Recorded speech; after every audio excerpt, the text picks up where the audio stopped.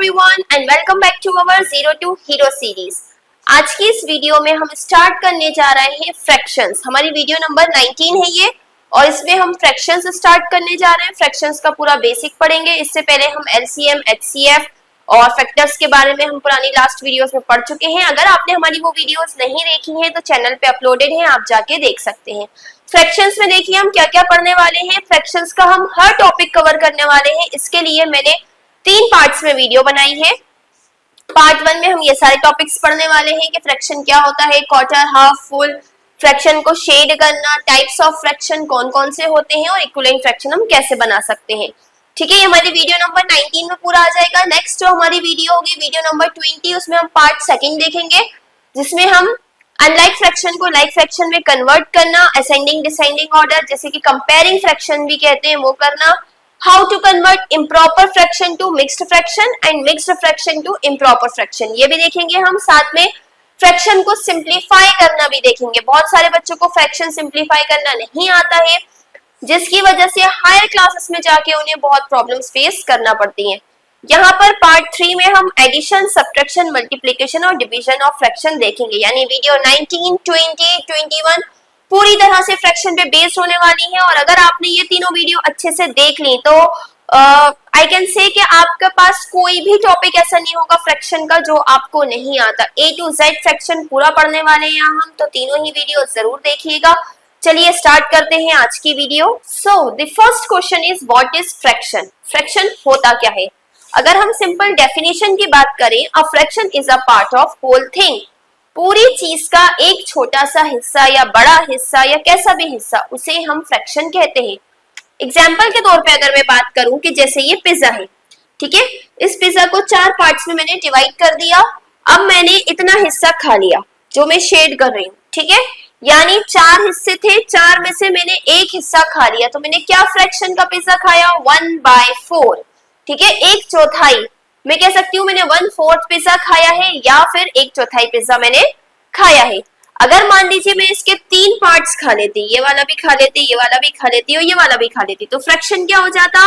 3/4, ठीक है, यानी 4 में से 3 हिस्से मैंने खा लिए। हमेशा जो पूरा होता है, जो टोटल होता है, उसे हम नीचे लिखते हैं और जितना यूज हुआ होता है उसे हम ऊपर लिखते हैं। इसी को हम फ्रैक्शन कहते हैं। A fraction is a part of whole thing. I hope आपको डेफिनेशन समझ में आ गई होगी। अब बात आती है क्वार्टर, हाफ और फुल की, ठीक है। क्वार्टर क्या होता है? जब भी मान लीजिए हर चौथे में से एक पार्ट, इसको हम 1/4 से डिनोट करते हैं, ठीक है। जैसे कि मान लीजिए एक ये स्क्वायर है, इसके 16 स्क्वायर से, इसके अंदर इस तरह से 16 स्क्वायर से, तो 1/4 क्या होगा? 1, 2, 3, 4, इन चारों में से एक पार्ट, देन इन चारों में से एक पार्ट, देन इन चारों में से एक पार्ट, देन इन चारों में से एक पार्ट। यानी हर फोर्थ में से अगर एक पार्ट को शेड कर दिया जाए या यूज कर लिया जाए तो वो 1/4 हो जाता है, ठीक है। इसको इक्विवेलेंट कैसे करते हैं? मान लीजिए अगर इसका हम फ्रैक्शन लिखें तो ये फ्रैक्शन आ रहा है 4/16, तो ये 1/4 के बराबर कैसे हुआ? ये जब हम इक्विवेलेंट फ्रैक्शन पढ़ेंगे तब देखेंगे। अभी आप ये समझ सकते हैं कि हर 4 में से एक पार्ट, अगर 4 में से एक पार्ट का यूज हो रहा है तो उसे क्वार्टर कहते हैं। हाफ की बात करते हैं। हाफ क्या होता है? इसको हम शो डिनोट करते हैं 1/2 से, ठीक है। 1/2 का मतलब जैसे कि मान लीजिए इसी की मैं बात करती हूँ, यही एग्जांपल अगर लें तो हर 2 में से एक, ठीक है, या हर 4 में से 2, यानी आधा हिस्सा, जितना भी टोटल है उसका आधा हिस्सा अगर हम यूज कर लें तो उसे हम हाफ कहते हैं, ठीक है। इसी तरह से आता है फुल। फुल को हम डिनोट करते हैं 1 से। 1 मतलब एक पूरा था और पूरा का पूरा यूज हो गया, तो ये क्या हो गया? फुल। तो क्वार्टर यानी 4 में से एक हिस्सा, हाफ मतलब हर दूसरे में से एक हिस्सा, और फुल मतलब पूरा हिस्सा।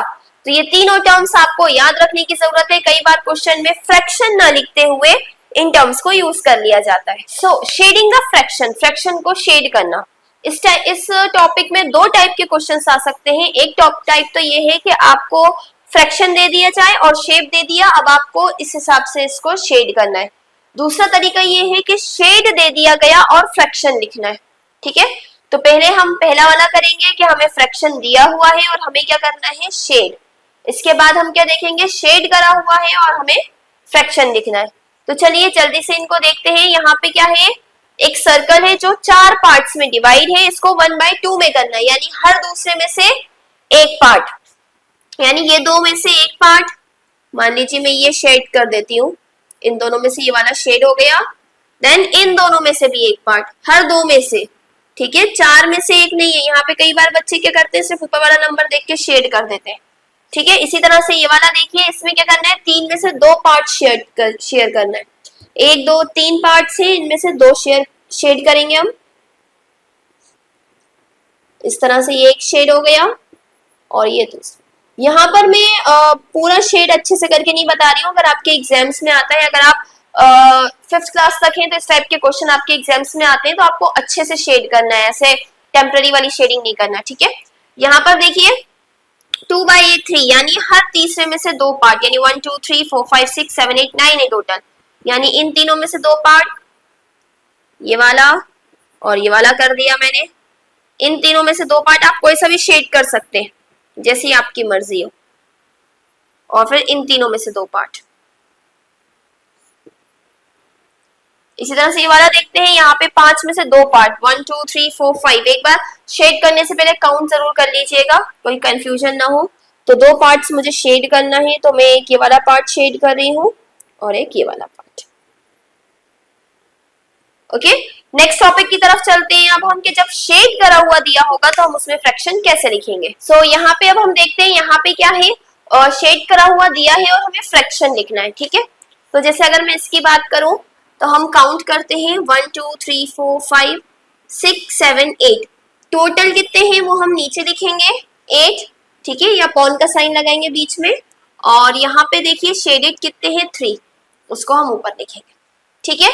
हमें जब भी यूज करी हुई चीज लिखना होगी तो वो ऊपर, टोटल हमेशा नीचे। आपको एग्जाम में मार्क्स ऐसे मिलते हैं ना, टोटल नीचे और जितने मार्क्स मिले हैं वो ऊपर, उसी को याद रखिएगा। यहाँ पर देखिए टोटल कितने हैं 1 2 3 4, तो यहाँ पे मैंने लिख दिया 4। इसमें से शेडेड कितने हैं 2, ये भी सही है। लेकिन अगर आपके क्वेश्चन में आता है right the answer in least form, ठीक है, या फिर सिंप्लीफाई द आंसर, यानी आपको इस आंसर को फर्दर अगर सॉल्व हो रहा है तो सॉल्व करना है। कैसे सॉल्व होगा, ये हम जब सेकंड वीडियो देखेंगे, सेकंड वीडियो में मैं आपको सिंप्लीफिकेशन सिखाऊंगी, तो उसमें ये चीज सिखाऊंगी। यहाँ भी मैं शॉर्ट में बता देती हूँ आपको कि ये क्या करना है। आपको ऐसा टेबल देखना है जिसमें ये दोनों नंबर आते हैं, 2 और 4। किस टेबल में आते हैं, 2 के टेबल में। 2 1 2 2 2 4, ठीक है ना। तो जिसका हम टेबल पढ़ेंगे उससे हमें कोई लेना देना नहीं है, वो नहीं लिखेंगे। 2 1 2, 2 2 4, आंसर विल बी 1/2। सो इसका आंसर 1/2 भी सही है और 2/4 भी सही है। 4 में से 2 पार्ट शेड है, या हर दूसरे में से एक पार्ट शेड है, ठीक है। इसी तरह से ये वाला देखते हैं 1 2 3 4 5 6, टोटल 6 है, 1 2 3 4 इसमें से शेडेड है। इसको भी अगर मैं फर्दर सिंप्लीफाई हो रहा है, यहाँ पे मैंने क्यों नहीं करा, क्योंकि ये सिंप्लीफाई नहीं हो रहा, कोई सा भी ऐसा टेबल नहीं है जिसमें 3 और 8 आता हो। 2 के टेबल में 3 नहीं आता, 3 के टेबल में 8 नहीं आता, 3 अपने से बड़े टेबलों में तो आएगा ही नहीं, तो 2 और 3 में ही चेक करना था। यहाँ पे देखिए 2 के टेबल में 4 भी आता है, 6 भी आता है। 2 2 4, 2 3 6, तो 2/3 एंड 4/6 दोनों ही आंसर सही होंगे। इसी तरह से इसका आंसर क्या आएगा, देखिए 1 2 3 4 5, टोटल 5 पार्ट्स हैं। कितने शेडेड है, 1 2 एंड 3। भले ये दूर है लेकिन शेडेड ये भी है, तो इसको भी हम काउंट करेंगे, यानी इसका आंसर हो गया 3/5, ठीक है। आई होप आपको शेडिंग का फ्रैक्शन समझ में आया होगा। कोई भी डाउट हो आप कमेंट सेक्शन में पूछ सकते हैं। तो अब हम आते हैं टाइप्स ऑफ फ्रैक्शन के बारे में, ठीक है। जब फ्रैक्शन के टाइप्स की बात करें कि ये कितने तरह के होते हैं, कैसे होते हैं, तो डिपेंड करता है कि आप किस तरह से फ्रैक्शन को देख रहे हैं, ठीक है। क्योंकि ये एक तरीके से प्रॉपर, इम्प्रॉपर और मिक्स्ड में डिवाइड होते हैं, एक तरह से लाइक एंड लाइक में डिवाइड होते हैं, एक तरह से इक्विवेलेंट और अनइक्विवेलेंट में डिवाइड होते हैं, और एक यूनिट फ्रैक्शन, ठीक है। तो सबसे पहले आता है प्रॉपर, इम्प्रॉपर और मिक्स्ड, ठीक है। प्रॉपर, इम्प्रॉपर और मिक्स्ड। इसमें हम क्या देखेंगे, न्यूमरेटर और डिनोमिनेटर। न्यूमरेटर मतलब क्या होता है, फ्रैक्शन के ऊपर वाला, और डिनोमिनेटर होता है फ्रैक्शन में नीचे वाला, ठीक है। न्यूमरेटर और डिनोमिनेटर, तो जब भी हम इन दोनों को कंपेयर करेंगे कि कौन सा नंबर बड़ा है और कौन सा नंबर छोटा है, तो इन 3 कैटेगरीज में हम डिवाइड कर सकते हैं। ठीक है, जब भी न्यूमरेटर छोटा होगा, ठीक है, न्यूमरेटर छोटा होगा डिनोमिनेटर से, तो प्रॉपर फ्रैक्शन बनेगा। ठीक है, और जब भी न्यूमरेटर बड़ा होगा, न्यूमरेटर बड़ा होगा डिनोमिनेटर से, तो इम्प्रॉपर फ्रैक्शन बनेगा। एग्जाम्पल भी बता देती हूँ मैं इसके, जैसे कि 2/7, तो ये प्रॉपर फ्रैक्शन है, नीचे वाला नंबर डिनोमिनेटर बड़ा है, न्यूमरेटर छोटा है। इसका एग्जाम्पल अगर दे तो 5/3, या इसका उल्टा भी कर सकते हैं आप 7/2। ठीक है, ऊपर वाला नंबर बड़ा है और नीचे वाला छोटा है। अब तीसरा आता है मिक्स्ड फ्रैक्शन। मिक्स्ड फ्रैक्शन में हम इस तरह से लिखते हैं, एक पूरा नंबर और एक प्रॉपर। मिक्स्ड मतलब एक नंबर पूरा होगा, कोई सा भी हो सकता है, 1 2 3 4 5 6, और बाकी के जो 2 नंबर्स हैं यहाँ पर जो फ्रैक्शन है वो हमेशा प्रॉपर फ्रैक्शन दिखेगा आपको। ठीक है, तो इसी को हम मिक्स्ड फ्रैक्शन कहते हैं। ठीक है, मिक्स्ड फ्रैक्शन में यहाँ पर इम्प्रॉपर फ्रैक्शन नहीं आएगा। अब एक चीज जो याद रखने वाली है कि इम्प्रॉपर फ्रैक्शन को आप मिक्स्ड में कन्वर्ट कर सकते हैं, मिक्स्ड को इम्प्रॉपर में। प्रॉपर में आप कन्वर्ट नहीं कर सकते, क्यों? क्योंकि प्रॉपर तो यहाँ से पे ऑलरेडी जुड़ा ही हुआ है इसके साथ, मिक्स के अंदर ही प्रॉपर फ्रैक्शन दिख जाता है हमें। ठीक है, तो मिक्स को हम इम्प्रॉपर में कन्वर्ट कर सकते हैं, इम्प्रॉपर को मिक्स्ड में। ये कैसे कन्वर्ट होते हैं वो हम नेक्स्ट वीडियो में डिस्कस करेंगे। यहाँ पे हम सिर्फ टाइप्स ऑफ फ्रैक्शंस देख रहे हैं। दूसरा तरीका है फ्रैक्शंस को डिवाइड करने का, लाइक और अनलाइक फ्रैक्शन। इसमें फर्क नहीं पड़ता कि न्यूमरेटर बड़ा है, ऊपर वाला नंबर बड़ा है या छोटा है। इसमें किस चीज से फर्क पड़ता है कि नीचे वाला नंबर सेम है या अलग अलग है, डिनोमिनेटर। ठीक है, जैसे कि अगर मैं इसकी बात करूं, जब तक डिनोमिनेटर सेम है, ठीक है, चाहे ऊपर वाला नंबर बड़ा हो या छोटा हो या कैसा भी हो, ये लाइक फ्रैक्शन होगा। लाइक फ्रैक्शन का नंबर मतलब होता है सेम डिनोमिनेटर, नीचे वाला नंबर सेम। ठीक है, इसी तरह से अगर कुछ अलग आ जाए, जैसे 1/7 के साथ यहाँ पे 2/5 होता या 1/5 होता, भले ही ऊपर वाला नंबर सेम है, उससे फर्क नहीं पड़ता, नीचे वाला नंबर सेम नहीं है, 5 था, तो फिर क्या होगा कि ये क्या हो जाएगा, अनलाइक फ्रैक्शन। यहाँ पे reason different denominator, different denominator. ऊपर वाला नंबर बड़ा हो छोटा हो, यहाँ पे कोई फर्क नहीं पड़ता। ठीक है, किसमें फर्क पड़ता था कि कौन सा नंबर छोटा है बड़ा है, वो प्रॉपर, इम्प्रॉपर और मिक्स्ड में। इसमें लाइक अनलाइक में चलेगा। अब आता है इक्विवेलेंट और नॉन इक्विवेलेंट। नाम से समझ में आ रहा होगा आपको, क्या इक्वल है ना। जैसे कि अगर मैं कहूं 1/2, 2/4 और 3/6, ये सब इक्विवेलेंट फ्रैक्शन है। अब आप कैसे कह सकते हैं कि इक्विवेलेंट है, ये इक्वल है? कैसे? क्योंकि जब इसको कैंसिल करा जाएगा, ये दोनों सेम टेबल में आते हैं 1/2, ये दोनों भी सेम टेबल में आते हैं 1/2, यानी जब कैंसिल करके सिंपलेस्ट फॉर्म में हम लाएंगे तो ये इक्वल हो जाएगा। ठीक है, तो इसको क्या कहेंगे हम, इक्विवेलेंट फ्रैक्शंस।